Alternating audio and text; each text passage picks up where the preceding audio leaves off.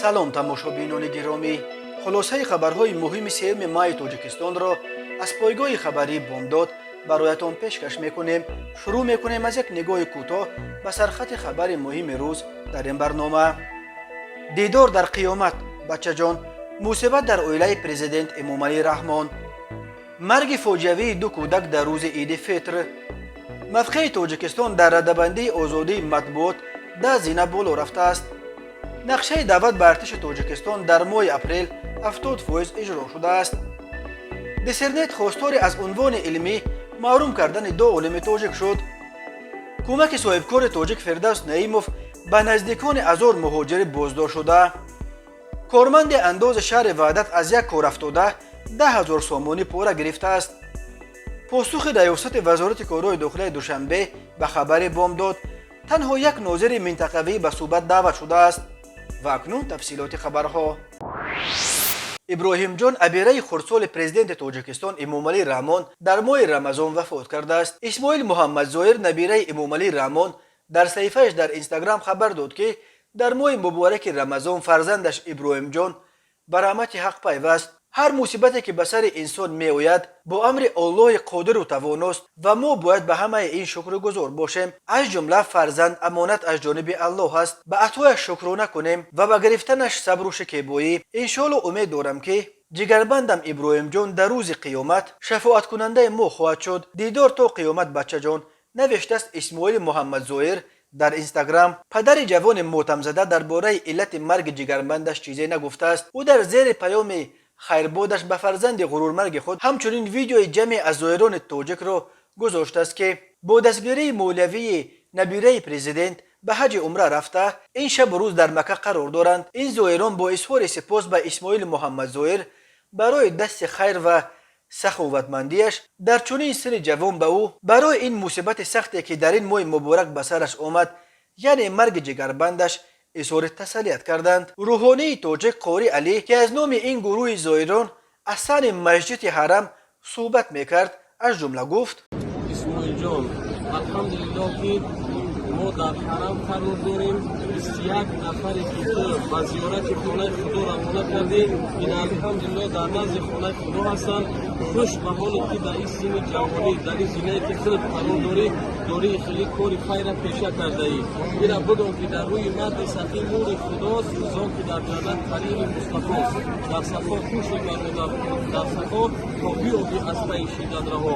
дар ивази ин некӣ, ин ҷувонмардӣ, ин дастгириҳо, ин хубиҳо, ин некиҳо, некии дунё ва охирата барот хоҳонем.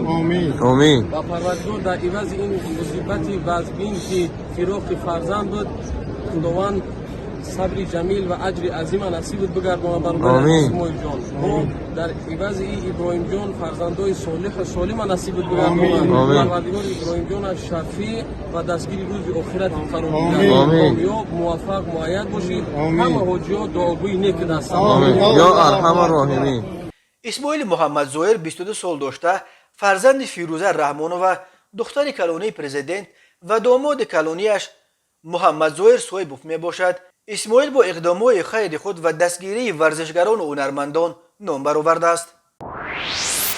ду рӯйдоди рӯзи ид дар обҳои кишвар ки фоҷиа ба дунбол дошт. 3 кӯдак дар об ғарқ шуд, якеро наҷот доданд, дуи дигар ба ҳалокат расиданд. онҳо дар соҳил бе назорати волидон ва шахсони калонсол қарор доштанд.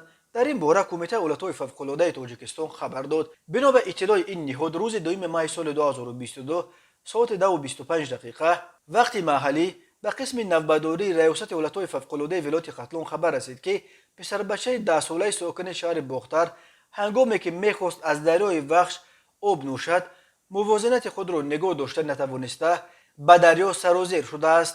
ҷараёни пуртуғёни об басо ба шиддат ҷасади ӯро аз назарҳо пинҳон кардааст. ҷустуҷӯи ҷасади писарак идома дорад. ҳодисаи дуюм дар қаламрави шаҳри Исор рух дод.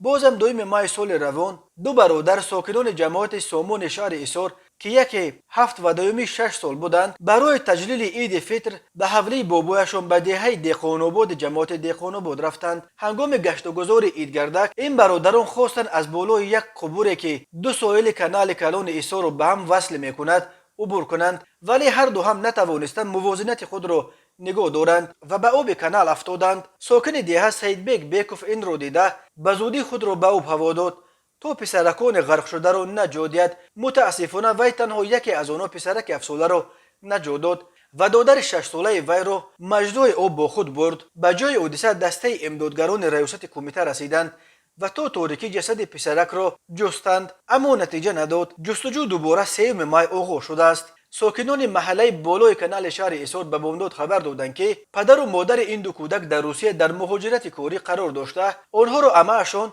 نگاهبینی میکرده است. در رابطه با این حادثه ناخوش اخیر، کمیته حالتهای فوق‌العاده از والدان خواست فرزندان نابالغ خود را هرگز به نظارت نگذارند. همیشه وقت بودن در نزد مخزن‌های آب قاعده‌های بی‌خطری را رعایت نمایند. آببازی در مکان‌های ممنوع برای همه خطر دارد و ساکنان باید این را دانسته باشند.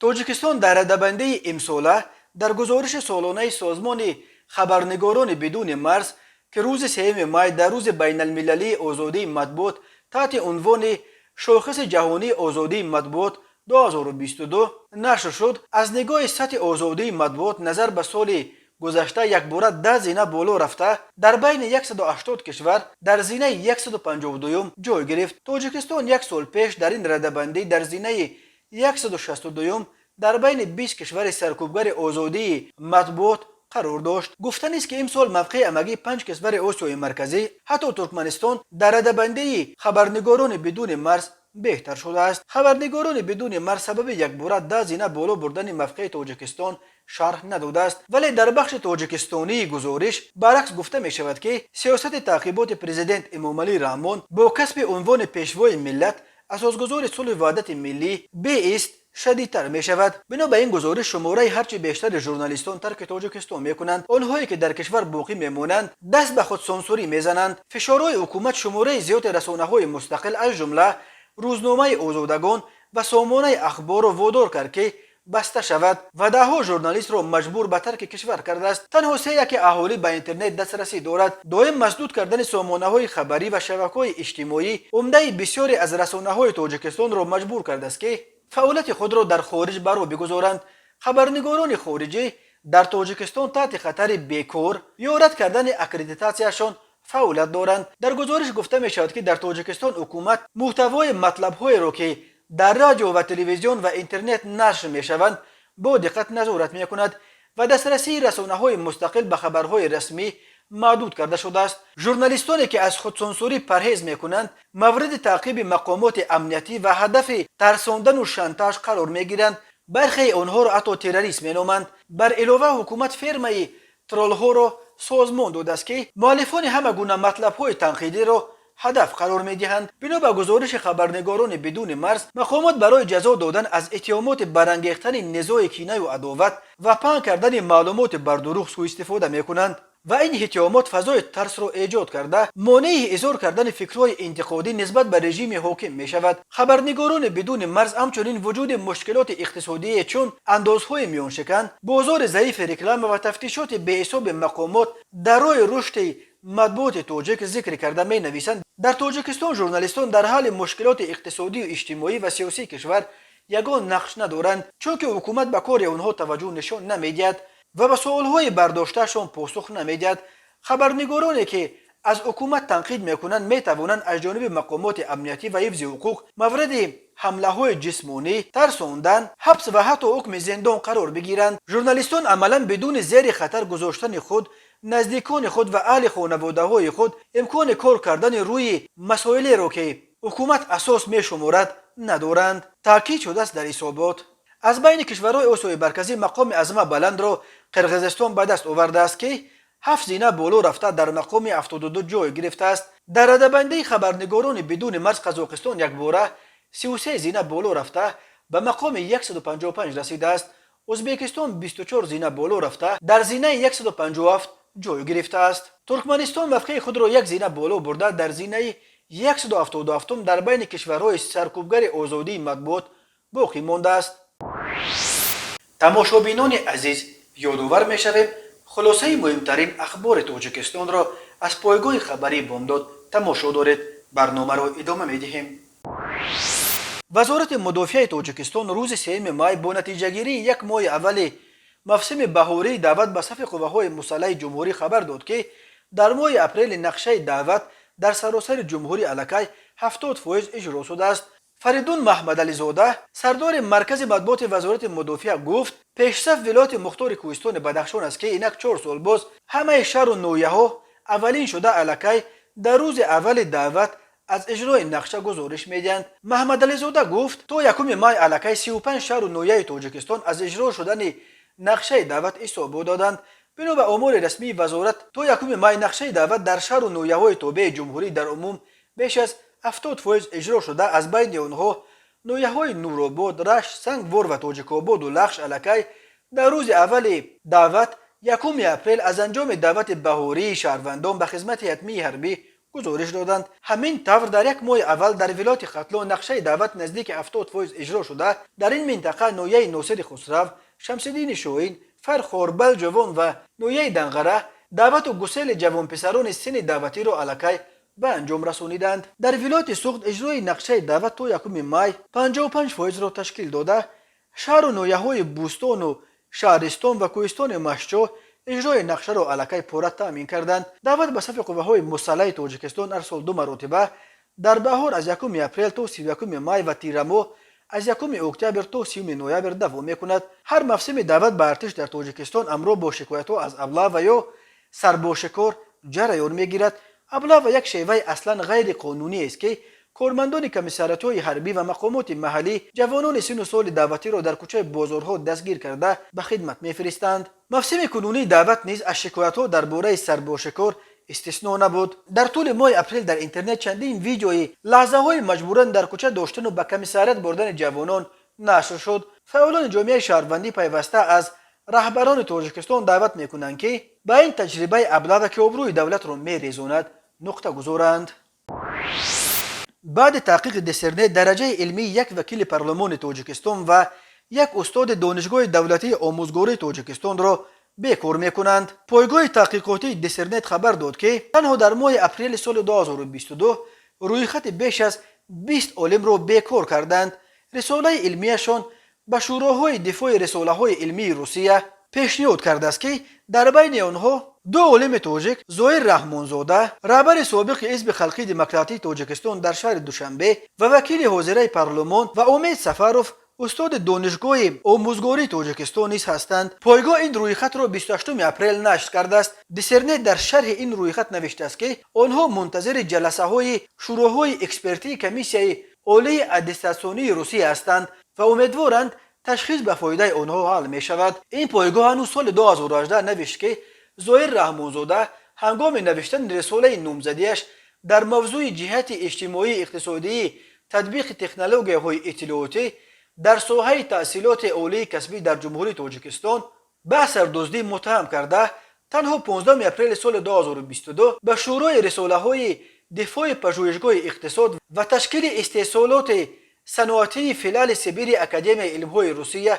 توصیه داد که او از عنوان نامزد علم‌های اقتصادی محروم کرده شود. پایگاه دسرنت گفته بود که این وکیل پارلمان هنگام نوشتن رساله علمیش بخشی از کارهای خود را از کارهای علمی چندی از عالمان مثل الینا پاپووا، ژیگونووا، لاورینتیف، میخایلووا، زلوبین و گربونووا صحیفه‌های را پاره روبردار کرده است. به نوشته دسرنت ظاهر رحمانزاده 15 اکتبر سال 2011 رساله علمی خود را در شورای دفاع دانشکده صاحبکاری و خدمت وزارت انرژتیک و صنعت جمهوری تاجیکستان زیر رهبری فیضعلی کاملوف دفاع کرده است.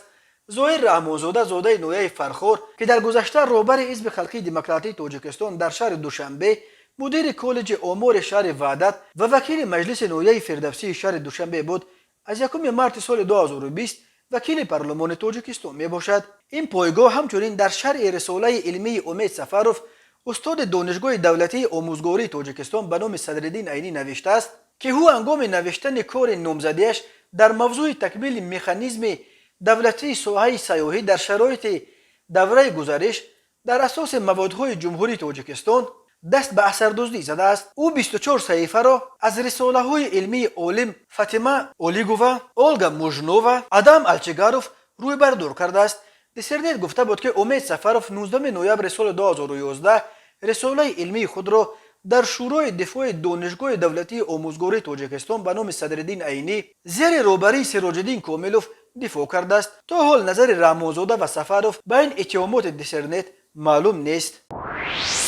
محمد صابروف نماینده سازمان دنیای زبانها که به حمایت حقوق مهاجران در روسیه مشغول است به پایگاه خبری بامداد خبر داد که حامیان حقوق با مساعدت خدمات کنسولی سفارت تاجیکستان در مسکو و کمک مالی صاحبکار تاجیک مقیم مسکو فردوس نعیموف در طول ماه شریف رمضان به نزدیک 1000 مهاجران دستگیر شده در بازداشتگاه‌های دهه سخاروه در کنار شهر مسکو، شهر ایگوروفسکی ولایت مسکو و شهر تولا و همچنین به دانشجویان افغانستانی که در دانشگاه شهر مسکو تحصیل میکنند کمک‌های غذایی بردند. محمد صابروف گفت اساساً محصولات غذایی، نان، میوه‌جات، شیرینی بردیم و البته آش پلو. ما روز 5 اپریل کمک‌های خود را به بازداشتگاه‌های شهر تولا بردیم. 6 شهروند تاجیکستان نگاه داشته می‌شدند.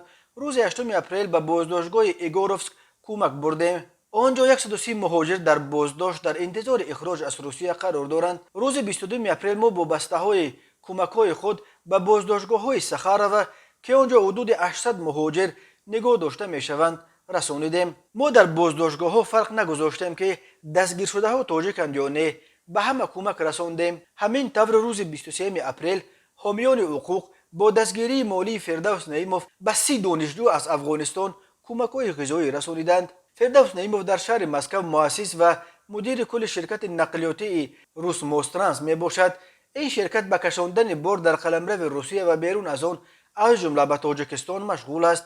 فردوس نعیموف را یک صاحبکار دست به خیر توصیف می کنند که همیشه به کمک مهاجران تاجیک و هموطنان نیازمند می رسد، ولی حامیان حقوق مهاجران در روسیه می گویند فردوس نعیموف بین مردم نیازمند فرق نمی گذارد و نه فقط به هموطنان خودش مهاجران از تاجیکستان کمک می رساند، بلکه به هر نفری که با امید دستگیری درش را می کوبد دستیاری خود را دریغ نمی دارد.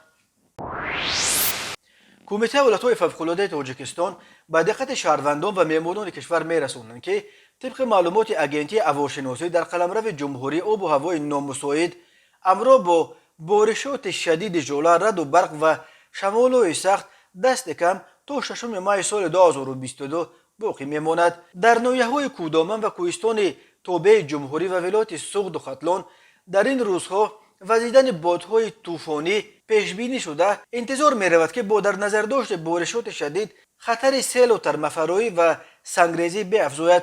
در روزهای نزدیک خطر بالا رفتن سطح آب دریاها، از آب پر شدن آب انبارها و کولها، زیر آب ماندن زمینها نیز بالا می رود. وضعیت از همه سخت و خطرانگیز در روزهای نزدیک می تواند در مجرای دریاهایی که از قطارکوه‌های اسار فرو می ریزند، دریاهای یخسو، قزلسوی جنوبی و دریای وخش، همچنین در شاخاب‌های دریای زرافشان پیش بیاید. در رابطه با این کمیته ولایت‌های فوق‌العاده از ساکنان خواهش می‌کند که در این روزهای آب و هوای نامساعد از حد اکثر احتیاط کار گرفته چاره‌های بی‌خطری را قطعاً رعایت کنند. کمیته از اهالی دعوت می‌کند که تا حد امکان در چنین روزهای بارانی و خطرزا از سفر از طریق راه‌های کوهی و عقبه‌ها رفتن برای جمع‌آوری گیاه‌های شفابخش و غنچین ایزم، جمع‌آوری زنبوروغ، همچنین از ماهیداری و شکار خودداری نمایند. از شارواداران خواسته شده است که در انتخاب چراگاه نیز احتیاط کنند. از رانندگان هم تقاضا شده است که قاعده‌های حرکت در راه بخصوص سرعت و فاصله را قطعاً رعایت کنند و حداقل شبانه با ماشین به سفر نبرایند. از افراد گرفتاری به بیماری‌های دل و رگ‌های خونگرد خواسته شده است که نیز احتیاط کنند و همیشه با خود داروهای لازمه‌شان را داشته باشند. در صورت پیش آمدن حالت فوق‌العاده از همه خواسته می شود که با رقم 112 زنگ بزنند. و حالا یک مرور کوتاه به اخبار کریمینالی و حادثه‌های ناخوش روز. اگنتی مبارزه با کروپسیون تاجیکستان از انجام تفتیش پیشکی و با تصدیق فکر عیبدارکنی به دادگاه سپردن پرونده یک کارمند نظارت انداز شهر وحدت شد. غفاروف جمشید اکیموویچ بر اساس قسم یکم ماده 319 کودکس جنایتی تاجیکستان با گرفتن پوره از جانب شخص منصبدار عیبدار می شود. مرکز مطبوعات اگنتی روز 3 مای در شرح این پرونده گفت شهروند ا با عریضه به اگنتی مراجعت نموده خواهش کرد که نسبت متخصص پیشبر گروه خدمت رسانی با شخصان حقوقی شعبه خدمت رسانی به اندازه‌سپارندگان نظارت انداز در شهر وحدت غفورov جمشید چاره قانونی اندیشیده شود، زیرا نامبرده برای قطع نمودن فعالیت صاحبکاری که به دایره وکالت خدمتیش داخل می شود از آخرین به صفت پوره مبلغ 10,000 سومانی طلب نموده، از مبلغ طلب نمودهش 5,000 سومانیش را گرفته باز آورده دادن باقی مانده 5,000 سومانی را طلب نموده ایستاده است. ضمن گذرانیدن چاره‌بینی‌های اپراتیوی تفتیشاتی غفورov بعد از شهروند گرفتن مبلغ 5,000 سومانی در اتاق کاریش دستگیر کرده شده، مبلغ مذکور از او یافته گرفته شد. به کارمند امکنون سابق انداز شهر وحدت برای گرفتن پوره همچون جزا جریمه به اندازه از 3,650 تا 9,125 نشان دهنده برای حساب‌ها یا محروم ساختن از آزادی به مهلت تا 5 سال زندان تهدید می‌کند. مقامات انداز در تاجیکستان از جمله فسادزده‌ترین نهادهای دولتی نام برده می شود. ساکنان از تمجید کارمندان این ساحه زیاد شکایت می‌کنند. ریاست وزارت کارهای داخلی شهر دوشنبه خبر سامانه بام داد درباره از جانب کارمندان اگنتی مبارزه با کروپسیون تاجیکستان هنگام گرفتن پوره دستگیر شدن یک بوره 4 ناظر منطقوی در ناحیه شامنسور را رد کرد. ریاست وزارت کارهای داخلی در شهر دوشنبه به طور رسما به اطلاع شهروندان میرساند که خبر مذکور اساس واقعی نداشته، تنها یک ناظر منطقوی برای صحبت با مقامات دعوت شده است. همزمان حالت مورد ابلاغ قرار گرفتن یک نفر جوان و برای رهایی او از والدانش طلب نمودن پوره نیز جا ندارد.